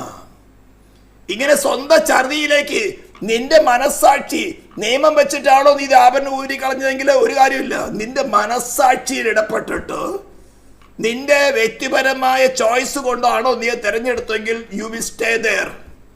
എന്തെല്ലാം പ്രേരണ, ഏതെല്ലാം സെൻട്രൽ പാസ്റ്റർ രണ്ട് വന്ന് പറഞ്ഞാലും, ഇംഗ്ലീഷിൽ പറഞ്ഞാലും, ഹീബ്രുവിൽ പറഞ്ഞാലും, ഗ്രീക്കിൽ പറഞ്ഞാലും, ഇതിന്റെ ചരിത്രം മുഴുവൻ പറഞ്ഞാലും, എവിടെ നിന്ന് കൊണ്ടുവന്നു, ബ്രാഹ്മണന്മാരാണ്, പൂജാരിമാരെ ഉപദേശമാണ്, ഇതൊന്നും പറഞ്ഞാൽ നീ കുലുങ്ങാൻ പോകുന്നില്ല. അല്ല, നീ ഒരു ഫിസിക്കൽ ലോയെ കൊണ്ടാണ് ഇതെല്ലാം വലിച്ചു പറഞ്ഞു കളഞ്ഞെങ്കിൽ നീ തിരിച്ചുവിടും. അനേകം ചെയ്യുന്നുണ്ട് ഇപ്പോൾ. അപ്പോൾ ഞാൻ വീണ്ടും ഓർപ്പിക്കുന്നത്, ശരീരം, പ്രാണൻ, ആത്മാവുള്ളതായിട്ടുള്ള ഒരു ഫ്രീ മോറൽ ഏജന്റ് ആണ് മനുഷ്യൻ. നിനക്ക് ഇന്റലക്റ്റ് ഉണ്ട്, അതിനോട് വരുന്ന അറിവിനോട് കറസ്പോണ്ടന്റ് ആയിട്ടുള്ള വികാരമുണ്ട്. തീരുമാനമെടുക്കുന്നത് നീയാണ്. അതുകൊണ്ടാണ് ഈ ശരീരത്തിലിരിക്കുമ്പോൾ ചെയ്ത് നന്മയായാലും തിന്മയായാലും അതിന് തക്കവണ്ണം പ്രാപിക്കേണ്ടത് ക്രിസ്തുവിന്റെ സിംഹാസനത്തിന് മുമ്പിൽ നിൽക്കണം പറയുന്നത്. And is ultimately summed up in one word, the love, disinterested love, benevolence. അതാണ് അഗാപ്പെ ലവ് എന്ന് പറയുന്നത്. അതാ ക്രൂശിൽ പ്രദർശിപ്പിച്ചത്. അവനൊരു മോറൽ ഏജന്റ് ആയിരിക്കെ, ശത്രുവായിരിക്കും നമുക്ക് വേണ്ടി. നമ്മുടെ മുന്നോട്ടുള്ള പോക്കില് വരാൻ പോകുന്ന അപകടത്തെ മനസ്സിലാക്കി നിത്യ യുഗങ്ങളിൽ നരകത്തിൽ കിടന്ന് വെന്തേതിനേക്കാൾ തന്റെ പുത്രൻ അല്പസമയം പാതാളത്തിൽ വെന്തേരിയത് നല്ലതെന്ന് കണ്ടതാണ് ദൈവസ്നേഹം. അതാ ക്രൂശിൽ പ്രദർശിപ്പിച്ചത്. ആ സ്നേഹത്ത് നിന്നെ തന്നെ താഴ്ത്താൻ പറ്റുന്നുണ്ടെങ്കിൽ നിനക്ക് പിന്നെ ഈ വരുന്ന ഇൻഫ്ലുവൻസുകളൊന്നും എന്നെ ബാധിക്കുകയില്ല. ഇനി അടുത്തൊരു കാര്യം ഞാൻ ഏറ്റവും താഴെ എഴുതിയിരിക്കുന്നത്, whatever is not an action or the result of free will. ശരിക്കുക, whatever is not an action or the result of free will relegated അല്ലെങ്കിൽ degraded, demoted to the domain of physical law. നിന്റെ free വില്ലിൽ തിരഞ്ഞെടുക്കാത്ത എന്തൊരു കാര്യവും, അല്ലെങ്കിൽ നിന്റെ free വില്ലിൽ നിന്ന്, നിന്റെ ചോയ്സിൽ നിന്ന് നീ തിരഞ്ഞെടുക്കാത്ത ഏതൊരു കാര്യവും ഫിസിക്കൽ ലോയിലേക്ക് പോകും. You are not in the moral government. ഇതാണ് ഈ തീപ്പൊരി പ്രസംഗങ്ങൾ പ്രസംഗിച്ച് പവർ മിനിസ്ട്രി ചെയ്തവരൊക്കെ ഈ ഇമോഷനെ ഇളവാക്കി നിങ്ങളുടെ ശരീരത്തിന് വേണ്ടി അത് കിട്ടും, വിസ കിട്ടും, നിന്റെ മക്കൾ അമേരിക്കയിൽ പോകും, അങ്ങനെ ചെയ്യും, ഇങ്ങനെ ചെയ്യും, ഇതെല്ലാം പറഞ്ഞുകൊണ്ട് നിന്റെ ഇമോഷനെ ഇളക്കിക്കൊണ്ട് നിന്റെ ശരീരത്തിനും പ്രാണനും വേണ്ടിയുള്ള കാര്യം പ്രസംഗിക്കുമ്പോൾ ഇത് നിന്റെ ഫ്രീ വില്ലിൽ നിന്ന് വരുന്നതല്ല, നിന്റെ ഇമോഷനിൽ നിന്ന് വരുന്നതാണ്. ദൈവം അത് കണക്കിടുന്നില്ല. അതേപോലെ നിന്റെ ബുദ്ധിമണ്ഡലത്തിൽ യേശുവിനെ കുറിച്ചുള്ള ജ്ഞാനം അങ്ങ് കയറ്റി 2-3 ഡോക്ടറേറ്റ്. ഇവിടെ ചില ഡോക്ടറേറ്റുള്ള വീരന്മാരെയാണ് ഞാൻ ചിത്രങ്ങളൊക്കെ കാണിച്ചത്. ഇവരൊക്കെ ഡോക്ടറേറ്റ് എടുത്തപ്പോൾ 2-3 ഡോക്ടറേറ്റ് എടുത്തപ്പോൾ ചെറിയ ചെറിയ വിഷയങ്ങളൊക്കെ ഈ അടിസ്ഥാനമായ കാര്യങ്ങൾ മറന്നുപോയി. ഏതിനെ കുറിച്ചാണ് വേണ്ടത്? അറ്റോൺമെന്റിനെ കുറിച്ച് വേണം. സകല മർമ്മങ്ങളും ഗ്രീക്ക്, ഹീബ്രു എല്ലാം കൂടെ നിരത്തി വയ്ക്കാം. അച്ചായ, ഇത് നോളേജാ. ഇത് നിന്റെ ഫ്രീ വില്ലിൽ നിന്ന് വരുന്നതല്ല. ഇത് ഇമോഷൻ നിന്ന് വരുന്നതും ബുദ്ധിപരമായിട്ട് വരുന്നതും ദൈവം കണക്കിടുന്നില്ല. നിന്റെ ഫ്രീ വില്ലിൽ നിനക്ക് തന്നിരിക്കുന്ന സ്വതന്ത്ര തീരുമാനത്തിൽ നീ എന്തിനെ തിരഞ്ഞെടുക്കുന്നു? അയ്യോ, ഞാൻ അരിഷ്ട മനുഷ്യൻ, ഈ മരണകരമായ ശരീരം തന്നെ ആറ് വിടിവെക്കും. പാപം അറിയാത്തവരെ, ഞാൻ അവന് ദൈവത്തിന്റെ നീതിയാകേണ്ടതിന് പാപമാക്കപ്പെട്ടു. ജഡത്താലുള്ള ബലഹീനത നിമിത്തം ന്യായപ്രമാണത്തിന് കഴിയാൻ സാധിപ്പാൻ ദൈവം തന്റെ പുത്രനെ പാപ ജഡത്തിന്റെ സാദൃശ്യത്തിലും പാപനിമിത്തം അയച്ചു. പാപത്തിന് ജഡത്തിൽ ശിക്ഷ വിധിച്ചു. ഞാൻ പോകേണ്ട സ്ഥാനത്ത് എനിക്ക് പകരമായിട്ട് സ്തോത്രം പാതാളത്തിൽ പോയി വെന്തെരിഞ്ഞുകൊണ്ട് എനിക്ക് പകരം ശിക്ഷ അനുഭവിക്കാൻ തക്കവണ്ണം അവൻ സ്വമേധയാ ഈ വെന്തെരിയുന്ന സ്ഥലത്ത്, ഞാൻ പോകേണ്ട സ്ഥലത്ത് എനിക്ക് പകരം സ്വന്തം പുത്രൻ, ഞാൻ കോടി വർഷങ്ങള് അവിടെ വെന്തെരിയേണ്ട സ്ഥാനത്ത് തന്റെ പുത്രൻ അല്പസമയം കൈവിട്ട് പോയി അവിടെ പോകുന്ന നല്ലത് കണ്ട ദൈവസ്നേഹമാണ് ക്രൂശിൽ പ്രദർശിപ്പിച്ചത്. അവിടെയാണ് ആ വിശ്വാസത്തിൽ നിന്റെ രക്ഷ നടക്കുന്നത്. അപ്പൊ വീണ്ടും ഞാൻ പറഞ്ഞു വരുന്നത്, സ്തോത്രം,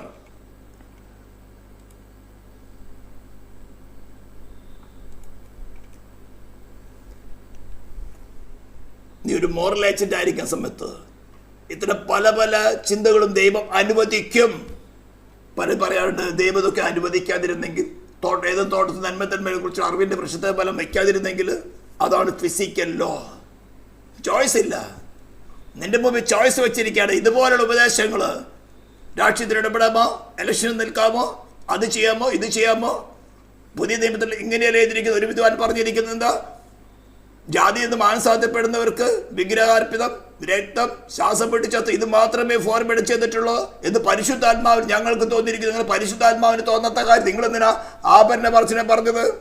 അമേരിക്കക്കാരിൽ വരുന്ന സഹോദരിയുടെ കഴുത്തിൽ കിടക്കുന്ന 2 ലക്ഷത്തിന്റെ നെക്ലേസാ, അതിനോട് കറസ്പോണ്ടന്റ് ആയിട്ടുള്ള ഒരു പാക്കറ്റ് കിട്ടും. പിന്നെ എന്തിനാ ചായ ഉപദേശം പിടിക്കുന്നത്? നീ ഔട്ടാ. ഇവരൊക്കെ ചെറിയ നിയമമുണ്ട് കേട്ടോ. ഞാൻ കഴിഞ്ഞ ദിവസങ്ങൾ പറഞ്ഞല്ലോ, ഞാൻ കൽപ്പിച്ചത് ആചരിക്കുകയും അങ്ങനെ പഠിപ്പിക്കുകയും ചെയ്തവൻ ദൈവരാജ്യത്തിൽ വലിയവരെന്ന് വിളിക്കപ്പെടും. അതിനെ അഴിക്കുകയും അങ്ങനെ പഠിപ്പിക്കുകയും ചെയ്തവൻ ദൈവരാജ്യത്തിൽ ഏറ്റവും ചെറിയ, അത് ദൈവരാജ്യത്തിൽ ഏറ്റവും ചെറിയവനല്ലയോ, പുറത്തല്ലല്ലോ. ഇതൊക്കെ ചില ഉപായ മാർഗങ്ങളുണ്ട്, അതുകൂടെ പറഞ്ഞുതരാം. ഇങ്ങനെ ചില ഉപായങ്ങൾ കൊണ്ട് നിങ്ങളുടെ അടുത്ത് വരുമ്പോൾ നിങ്ങൾക്കൊരു ചോയ്സ് തന്നിട്ടുണ്ട്. ആ ചോയ്സാണ് നിങ്ങളുടെ രക്ഷ നിർണയിക്കുന്നത്. അതുകൊണ്ട് എത്ര പ്രമുഖൻ, ഇംഗ്ലീഷോ ഹീബ്രോ എന്തെല്ലാം മെമ്പർഷിപ്പോ മില്യൺസ് ഓഫ് സബ്സ്ക്രൈബേഴ്സോ ലൈക്സോ ഒക്കെ വീഡിയോയിലും സോഷ്യൽ മീഡിയയിൽ കണ്ടാൽ ഗുഡ് ബൈ. അതാ പറഞ്ഞത്, എന്നെ കളതിക്കുമ്പോൾ അപ്പനെ, അമ്മയെ, ഭാര്യയെ, കുഞ്ഞുങ്ങളെ, സഹോദരങ്ങളെ തന്നെ സ്നേഹിക്കുന്നവന് എൻ്റെ ശിഷ്യനാത്മാൻ കഴിയുകയില്ല. നിങ്ങൾക്ക് ഏകദേശം മനസ്സിലായെന്ന് തോന്നുന്നു. ഇവിടെ ഞാൻ കൺക്ലൂഡ് ചെയ്യാണ്. അപ്പോൾ ആഭരണം ഇടണമോ വാക്യമുണ്ടോ ഒക്കെ ഇടുന്നൊന്നും ചോദിക്കേണ്ട കാര്യമില്ല. നിനക്ക് തന്നിരിക്കുന്ന ഇൻഫ്ലുവൻസിൽ, നിന്റെ ഹൃദയത്തില് നിനക്ക് എന്ത് പ്രേരണയാ തരുന്നത്, ആ പ്രേരണ അനുസരിച്ചാണ് നീ പ്രവർത്തിക്കേണ്ടത്. അപ്പൊ എനിക്ക് ആഭരണം ഇടാൻ പ്രേരണ കിട്ടുന്നത്, ആ പ്രേരണ വരുന്ന എവിടെയെന്ന് മനസ്സിലാക്കണം. അത് ഞാൻ പറഞ്ഞ 3 ശത്രുക്കളുണ്ട്. ഒന്ന് ജഡം, അതാ എഫെസിലെ എന്തെടുത്ത് വായിച്ചത്, ജഡന്റെ മോഹങ്ങൾക്ക്, ഈ ലോകത്തിന്റെ കാലഗതിക്ക് അനുസരിച്ച് നടക്കാനുള്ള പ്രേരണ. അപ്പൊ പ്രേരണ വന്ന് എവിടെന്നാ നോക്കണം, ഈ ലോകത്തിന്റെ ദൈവത്തിൽ നിന്നാ. പാസ്റ്റർ പറഞ്ഞല്ലോ എനിക്ക് കിട്ടുന്ന പ്രേരണ അനുസരിച്ച് അങ്ങ് ചെയ്താൽ മതിയെന്ന്. അപ്പൊ പ്രേരണ എവിടുന്നാ വരുന്നതിന്റെ സോഴ്സ് എവിടുന്നാ, അതുകൂടെ മനസ്സിലാക്കണം. അതുകൊണ്ട് ഈ സബ്ജക്റ്റ് ഇവിടെ കൺക്ലൂഡ് ചെയ്യാണ്. അപ്പൊ ഇത്രയും കാര്യങ്ങൾ എങ്ങനെയാണ് രക്ഷ നടക്കുന്നത് എന്നതിനെ കുറിച്ച് അല്പമായിട്ട് ചിന്തിക്കുക, അതൊക്കെ ഇവിടെ കാരണമായി തീർന്നു. ദൈവമായ കർത്താവ് നമ്മൾ സഹായിക്കട്ടെ. പ്രാർത്ഥിക്കാം. പരിശുദ്ധ ദൈവമേ, സ്വർഗീയ പിതാവേ, ഇപ്പോൾ ലൈവായിട്ട് കേൾക്കുന്ന ജനത്തെയും കർത്താവ് യൂട്യൂബിൽ കേൾക്കുന്ന ജനത്തെയും നിന്റെ നാമത്തിൽ അനുഗ്രഹിച്ചുകൊണ്ട് പ്രാർത്ഥിക്കുകയാണ്. അവിടെ പ്രാണനും ആത്മാവിൻ്റെ വില, നീ അവർക്ക് കൊടുത്ത വില തൻ്റെ പുത്രൻ്റെ ജീവനാണല്ലോ. ഇത്രമാത്രം വിലമതിക്കപ്പെട്ട, ഇത്രമാത്രം വിലമതിക്കപ്പെട്ട, നീ വിലമതിച്ചിരിക്കുന്ന ആത്മാക്കളെ നഷ്ടപ്പെടുത്തുന്നവരുടെ കാര്യങ്ങളിൽ നിന്ന് കർത്താവ് നിന്റെ വലങ്കയെ രക്ഷിക്കുമാറാകണമെന്ന് പ്രാർത്ഥിക്കുന്നു. ഒരു മെറിറ്റും പറയാനില്ല, ഒരു മെറിറ്റും പറയാനില്ല കർത്താവേ. ആ ക്രൂശിൽ കാണിച്ച സ്നേഹം മാത്രമേ മെറിറ്റുള്ളൂ. അതിന് ശബ്ദം കേൾക്കുന്ന ഓരോ ജനത്തെയും അവരുടെ തലമുറകളെയും അനുഗ്രഹിച്ചുകൊണ്ട് പ്രാർത്ഥിക്കുകയാണ്. ഇസ്രായേലിൻ്റെ നാമത്തെയാണ് അനുഗ്രഹിക്കുന്നു. കഠിനമായ വിഷയങ്ങൾ കൂടെ കടന്നു പോകുന്ന രാജ്യത്തെ കർത്താവെ, നീ സ്നേഹിച്ച എൻ്റെ ജനം എന്ന് വിളിക്കപ്പെട്ട ജനത്തെ, നീ നിനക്ക് വേർതിരിച്ചിരിക്കുന്ന ജനത്തെ തന്നെ അനുഗ്രഹിച്ചുകൊണ്ട് പ്രാർത്ഥിക്കുന്നു. പ്രാർത്ഥന കേട്ടതായ സ്തോത്രം യേശു ക്രിസ്തുവിൻ്റെ നാമത്തിൽ തന്നെ.